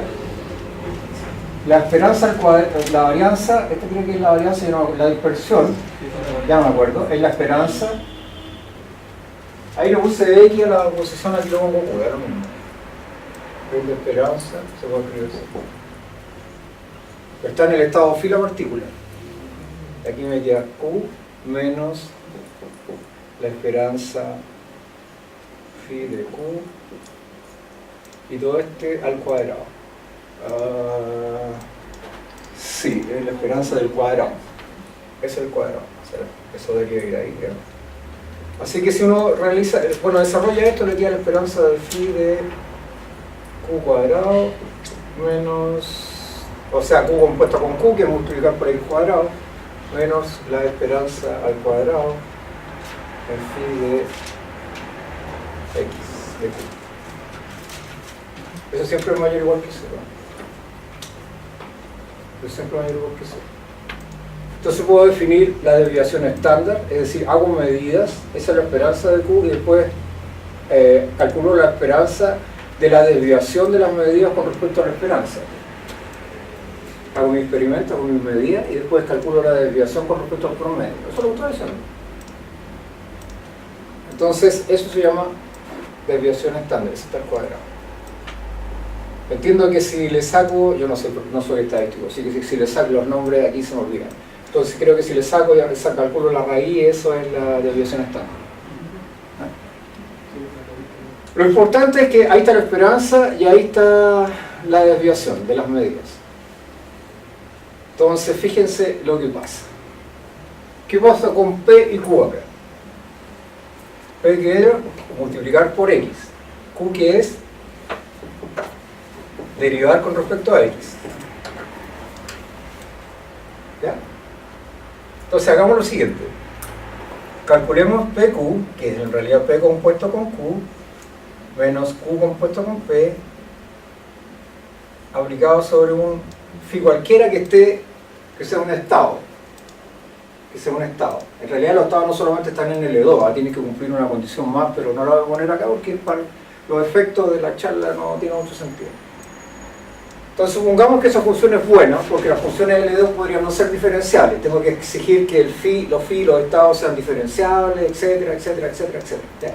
Y que tengan norma. Entonces voy a... ¿qué es esto? Aquí dice es X.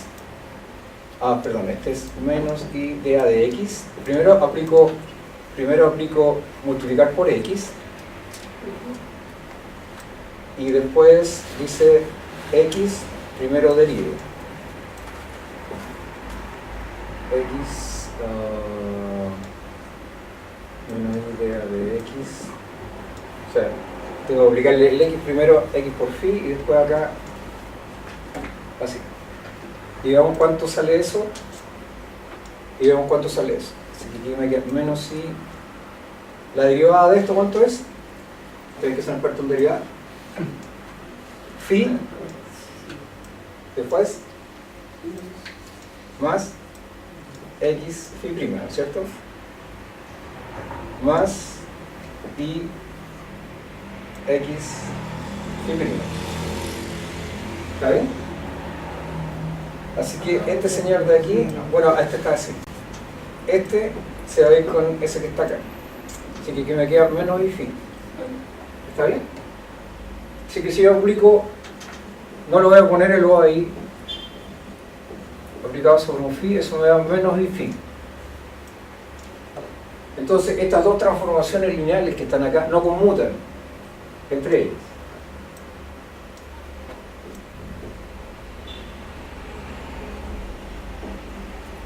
Ese es el conmutador, así se escribe. Es la composición de las dos transformaciones, no conmutan entre ellas. Y fíjense lo notable de esto. uno puede demostrar matemáticamente con las definiciones de... Está aquí, se lo voy a dejar para que la vean y la estudien y si les interesa. Se deduce de aquí y es una deducción simple, es como derivar la desigualdad de Cauchy-Schwarz. En realidad es eso. Es la desigualdad de Cauchy-Schwarz en otro contexto. Fíjense, si A y B son dos observables físicos, como estos, la posición y el momentum, entonces, si se cumple que A y B no conmutan, entonces se cumple esta desigualdad que está ahí. La dispersión de las medidas de A, dado que el sistema está en el estado phi, por la dispersión de las medidas de B, dado que el sistema está en el estado phi, es mayor o igual que esta cantidad que está aquí. Este es el módulo de la esperanza de este conmutador. ¿Cuánto vale la esperanza de este conmutador acá? Dado que las partículas están en el estado phi. Me queda el módulo de menos phi, que es 1 nomás, por el módulo de phi. Pero este es un producto, aquí me falta, hay unos productos internos, así que esto me queda 1 nomás. Así que esto me queda mayor o igual que 1 medio si P es menos I de A de X y si B es multiplicar por X. Así que me queda que sigma phi de el operador X por sigma phi del operador P es mayor o igual que 1 medio.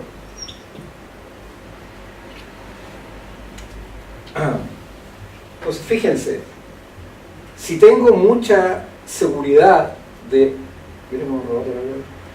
Si tengo mucha seguridad, el sistema está en el estado phi, la partícula está en el estado phi. Si la dispersión de mis medidas respecto del valor esperado es chico, o sea, tengo mucha exactitud respecto a las medidas que estoy tomando, para que se cumpla la desigualdad, ¿cómo tiene que ser esta dispersión?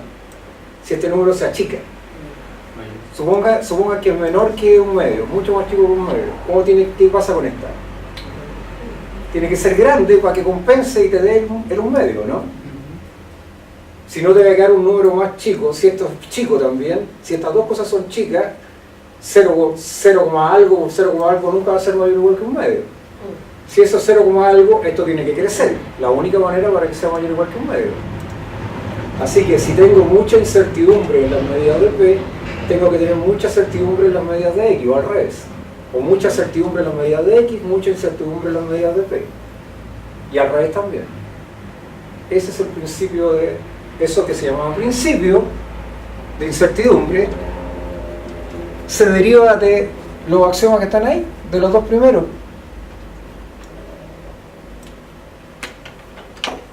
No es un principio entonces, matemáticamente hablando.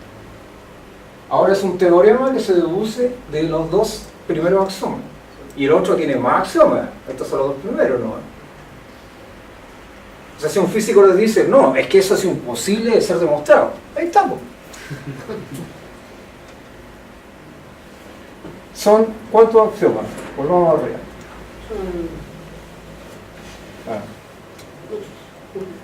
Aquí están, los observables físicos son eso. La energía del sistema se encuentra representada por un operador autojunto H. Eso quiere decir que si fuera un operador, una transformación lineal típica es una transformación simétrica.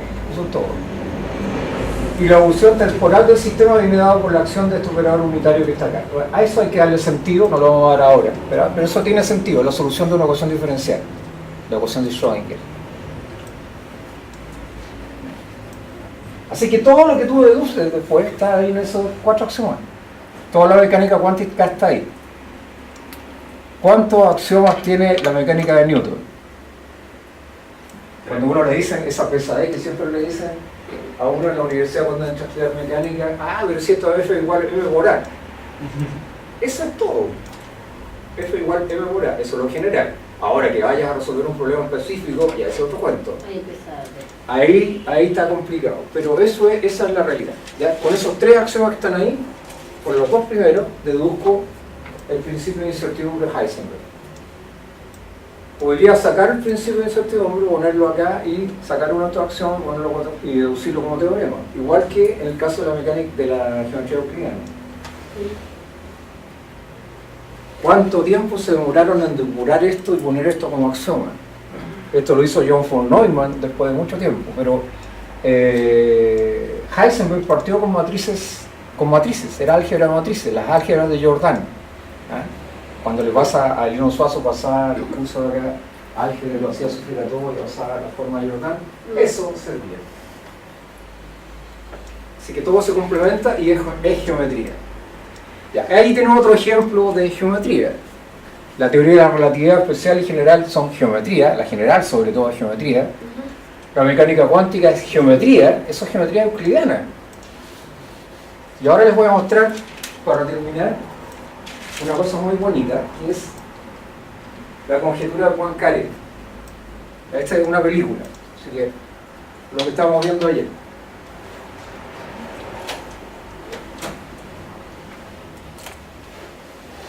Si se fijan, las ideas generales son simples, no son complicadas. Por eso les dije al principio del curso que los árboles a veces no dejan ver el bosque, pero las ideas son simples. Les voy a dejar ahí algo. Esa es la hiperesfera. Esa es una esfera en R3, no es la esfera de R3, no es la esfera que está en R3. S3 en el fondo es una esfera en R4. Proyectada, la proyectaste. Y está proyectada en R2. Sí. Así se ve. Eso es una proyección estereográfica. Las intersecciones, algunos son meridianos, yo no me acuerdo los colores, y otros son paralelos, dependiendo del color. Entonces, acuérdense de... Ya, yo no soy topólogo, así que si me equivoco me van a disculpar. Sí, no hago topología algebraica, pero el problema es el siguiente. S2 es la esfera en R3, la que conocemos nosotros, pero para los topólogos S3 es la esfera en R4. ¿Ok? Entonces fíjense, aquí estoy deformando superficie, deformé un plano, lo transformé en, ¿qué era primero? En un cilindro, y después lo transformé en una rosca, con un vil toro, no sé por qué se llama toro. Fíjense, el cilindro también lo voy a deformar en eso. La esfera la deformo eso un elipsoide o una pelota de rugby. Entonces piensen en lo siguiente. ¿Puedes apagarlo un segundito?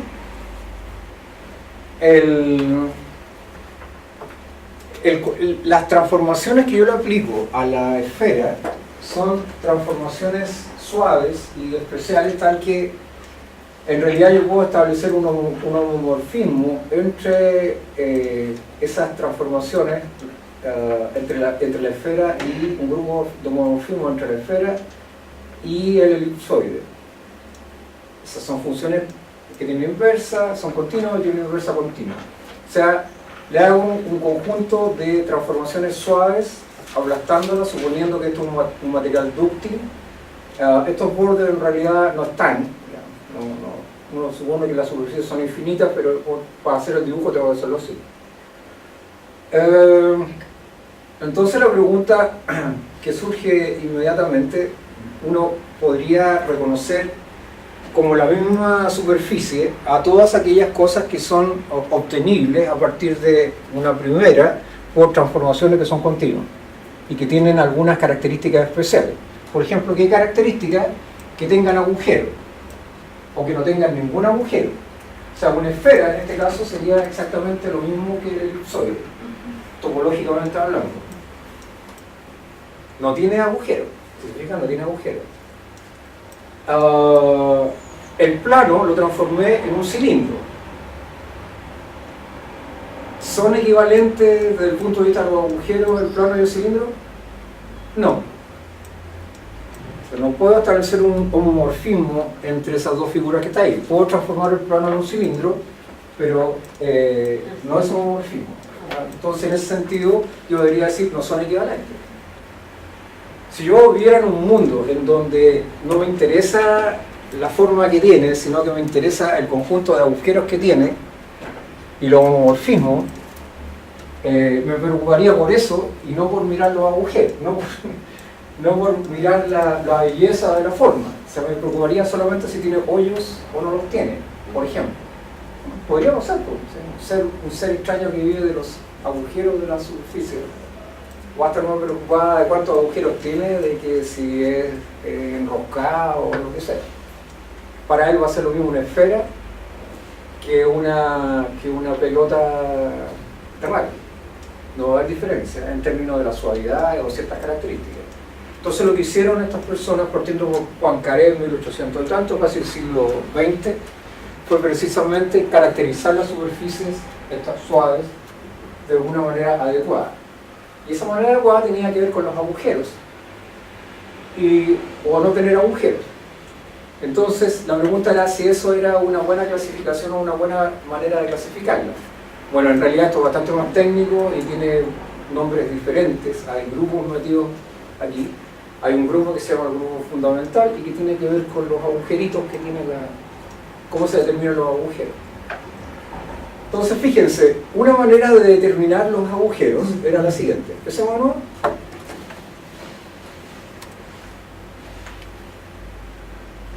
Fíjense, esa se dobla, tiene un agujero, así que ya el plano ya no es equivalente en este sentido al cilindro.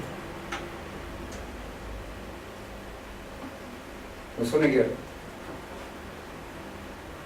Pero fíjense, para un poquito, ¿cuántos agujeros tiene el cilindro? Uno. Ya. Otra vez. Ahora doblo el cilindro. Pregunta, para un poquito. Doblé el cilindro y formé un toro. ¿El toro es equivalente al cilindro, sí o no? ¿Seguro? ¿Cuántos agujeros tenía el cilindro? Uno. Cuando lo doblé, el agujero del medio, el interior, quedó igual. ¿Tiene otro agujero este, no? Es como un anillo, así que donde meto el dedo, eso es un agujero también. O sea, tiene un agujero interno, que va acá, y tiene uno externo. ¿Está bien o no? Tiene dos. Entonces, el cilindro, si en términos de estas clasificaciones, ¿es equivalente a esta figura que está acá o no? No. No, porque No es equivalente. Ya. ¿Por qué se considera agujero? ¿No sería como considerar agujero dentro de... Es que la superficie, fíjate, la superficie no tiene ancho. Así que hay un agujero adentro. Fíjate que vamos a medir con... ¿Ah? Sería como pensar en el interior de una esfera. Es que la esfera no la pienses como una cáscara que está... No la pienses como una cáscara que está separada por un plástico con densidad, sino que una cosa que es infinitamente delgada. Hay un agujero adentro. O sea, tienes dos caras. La recorres por dentro y la recorres por fuera. No es que tú puedas entrar o salir, pero la puedes recorrer por dentro y por fuera. Como ahora habíamos dicho que la esfera no tenía agujeros, por eso asumía ahora que yo tenía agujeros. No, pero es que esta no tiene agujeros porque sí. Te voy a explicar el sentido del agujero. Dale. No, sí, está bien. Está correcta la pregunta. El agujero de adentro no me molesta como esfera. Si yo me paro afuera de la esfera, yo no me complica nada el... Ya. Este era el cilindro. Espérense. No, si es más adelante. El cilindro ahora lo voy a aplanar. Espera un segundo.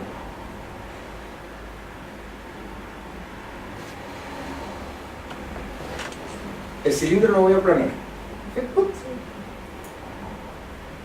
Por ahí. ¿Eso es equivalente al cilindro, sí o no? Sí. Tiene un agujero. Lo bien funciona. Tiene un agujero. Es una rosca. ¿No qué es eso? Un platillo. Un disco. Un disco. Ya, esa cosa es que tiene un nombre, eso no lo llamo. Ya, eso es equivalente al otro. Dale. Es que aquí lo vamos a lograr.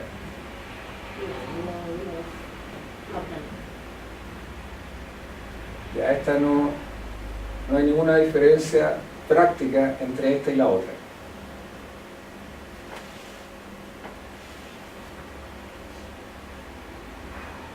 Ahora te voy a explicar el sentido de los agujeros. Mire, si pongo un punto cualquiera sobre el cilindro, eso es un lazo, ¿ya? Y el lazo lo puedo ir restringiendo al punto sin que pase absolutamente nada. En ningún momento se corta el lazo. Entonces, eso es lo que se llama un lazo simple. Si estoy sobre una esfera, pasa eso. En el punto que ponga, yo tengo un lazo y lo cierro.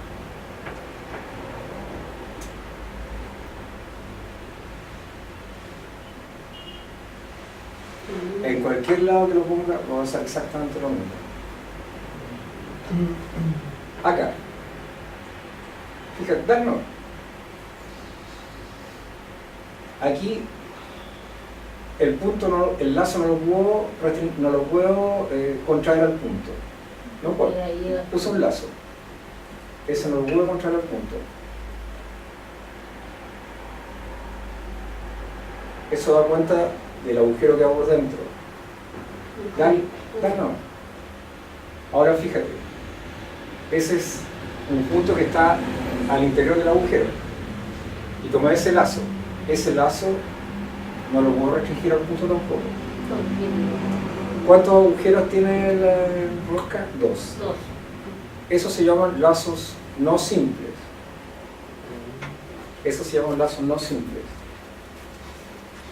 Ahí tienes los dos. Ahí tienes dos. Lazos que no se pueden restringir a un punto. Entonces la pregunta era, esto caracteriza a una superficie que se llaman simplemente conexas. Simplemente conexas. Ese es el término matemático. ¿Qué cosas nos interesan acá? Las superficies cerradas. Cerradas quiere decir que yo puedo hacer una bola grande y meter a la superficie. Eso es todo. O usar el término matemático que está allá. Toda sucesión que yo tomo ahí definiendo una métrica, ¿no es cierto? De Cauchy converge dentro del conjunto. Eso es cerrado, pero ¿para qué?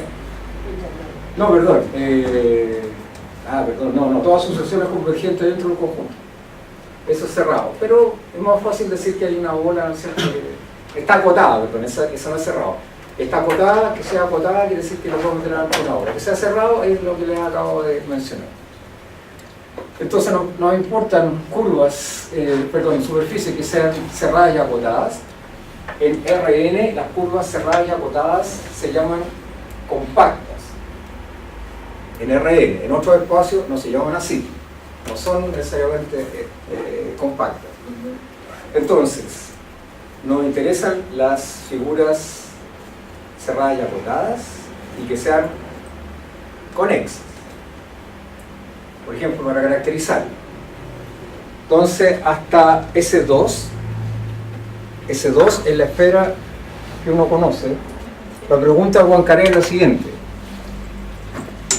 ¿Qué se dio cuenta es que S2, que es la esfera que uno conoce, que es la del puntito que se retrae aquí, el lazo, eso se llama lazo simple y lazo complicado.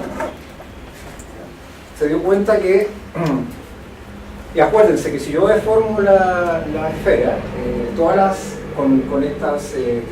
con estos homomorfismos, todas las superficies que obtengo son equivalentes a la esfera inicial. Así que cuando hablo de esfera, no estoy hablando de la esfera, estoy hablando de la clase de equivalencia que está relacionada a través de esos homomorfismos. ¿Okay? Entonces, se demostró que S1 y S2 eran, ¿cómo se llama?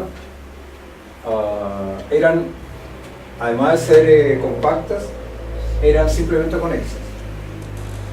Y la pregunta de Poincaré es si existe alguna superficie simplemente conexa, compacta,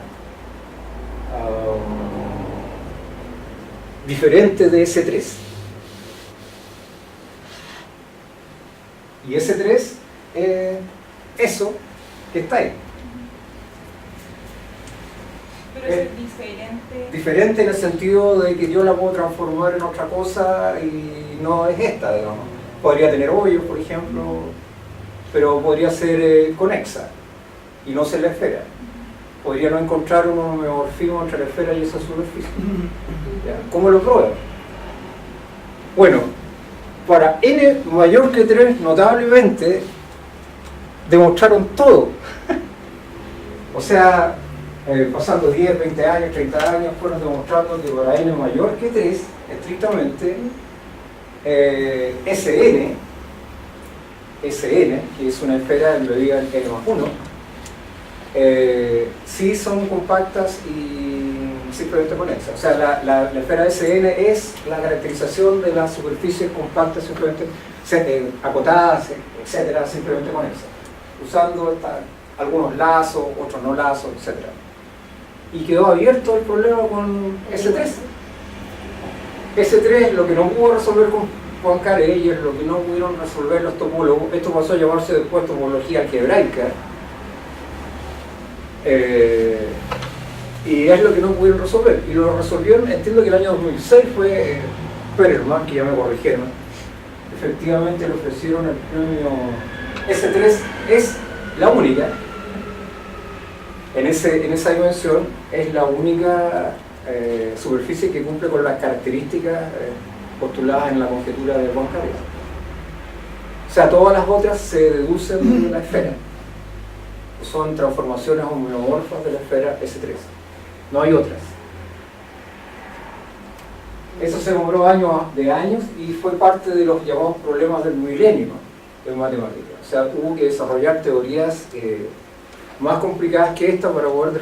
De hecho, la demostración de Grigori Perelman, que es el que al final termina resolviendo el problema, tiene que construir un aparataje matemático mucho más poderoso y demuestra algo bastante más general que esto, y esto es solamente una restricción de esos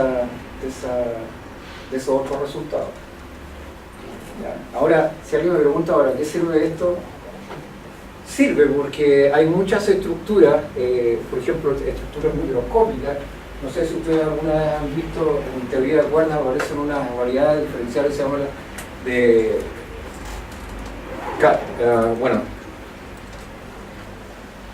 no, ya no me acuerdo, pero uno de los nombres es Yalavi y el otro no me acuerdo, son bien complicaditas y que en algún sentido describirían las dimensiones, las no sé cuántas dimensiones que esa teoría supone que tiene el universo a nivel microscópico. Entonces la teoría de variedades, la geometría algebraica no son cuestiones que uno no use o no vaya a usar en el futuro, y si no sabe en qué aplicarlas ahora, les aseguro que va a tener aplicaciones en el futuro. Y eso, como le digo, en la hiperesfera es sencillamente la proyección de esa S3 en R2. Las transformaciones que se aplican para hacer la proyección son conformes, quiere decir que los ángulos de intersección de las curvas que están ahí se conservan. Entonces los ángulos de 90 grados son ángulos, la intersección aquí son ángulos de 90 grados.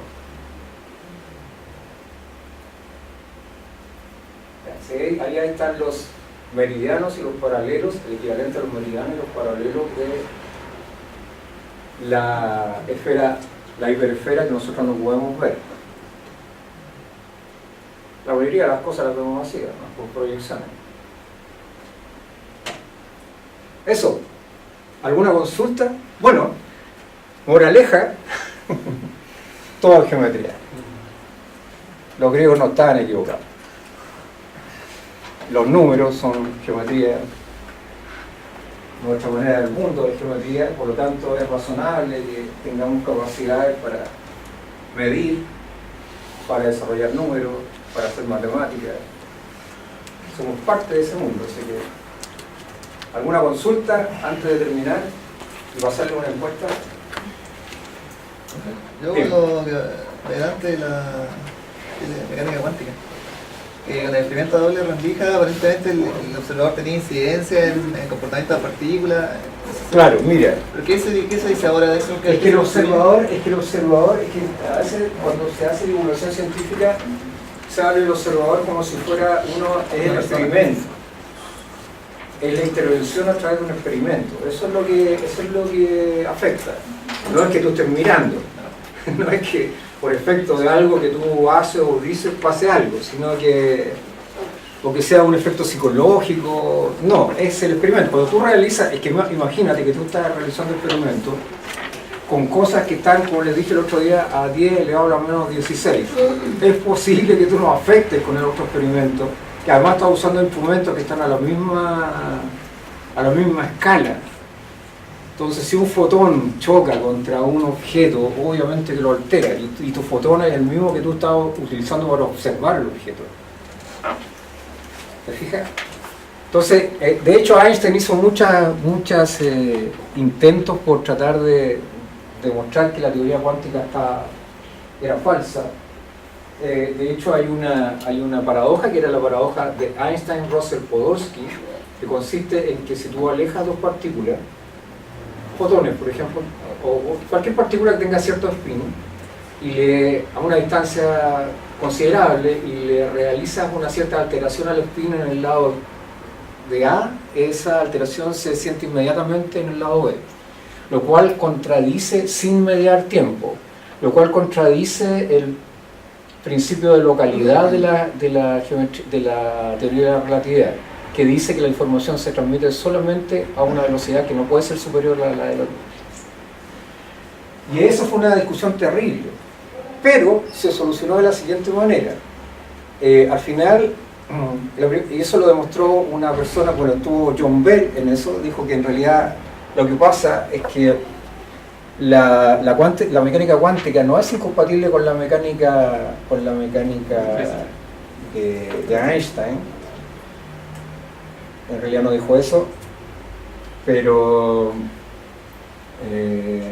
porque en realidad al final, para hacer el cuento corto, porque si no me demoraría una hora más, lo que se determina es que en realidad cuando tú haces el experimento del entrelazamiento cuántico no transmites información en el sentido clásico. Entonces, si bien es cierto algo le pasó a la otra partícula, tú como observador no lo vas a saber completamente hasta que alguien en A te transmita clásicamente la información adecuada para que tú puedas descubrir realmente lo que pasó. O sea, alguien te tiene que llamar por teléfono para completar esa información. Si no, no es información que yo puedo usar porque es probabilista, absolutamente. Entonces, tengo tantas alternativas que en realidad no puedo decidir qué es lo que va a sonar. Esa es una salida a lo pirro, pero es una salida. O sea, como que sostiene una parte parcial nomás de Algo pasa, pero no hay información. Para ti como sujeto que está al otro lado. No la puedes usar como información porque no está completa. Y la única manera que se complete es que el tipo que está haciendo el experimento al otro lado te avise de algo. Si no, estás frito. Y esa manera de avisarte tiene que ser clásica. O sea, te llamó por teléfono, te mandó un WhatsApp, algo hizo. Eso lo demostraron, eso se llama eso tiene que ver con un teorema que se llama el teorema de no clonación. Pero eso es bastante más actual. Pero el mismo John Bell dijo que en realidad demostró que no había incompatibilidad entre la mecánica cuántica y la teoría de la relatividad. La teoría de la relatividad es una teoría no local. Y la teoría de la relatividad es una teoría local. Y la teoría de Newton es una teoría no local. Porque nunca te dice cómo se transmite la fuerza de un punto a otro. ¿Cómo se resuelve la no localidad de la teoría de Newton? Cuando se introduce el concepto de campo. El campo es algo, campo vectorial, exactamente, que toma un cierto valor en cada punto. Entonces, en realidad, las transmisiones no son instantáneas, la transmisión de la fuerza no es instantánea. El campo vale algo en cada punto. Es un concepto matemático.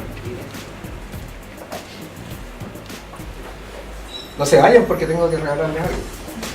¿Sí? ¿No? Hasta aquí dejamos la transmisión por ahora.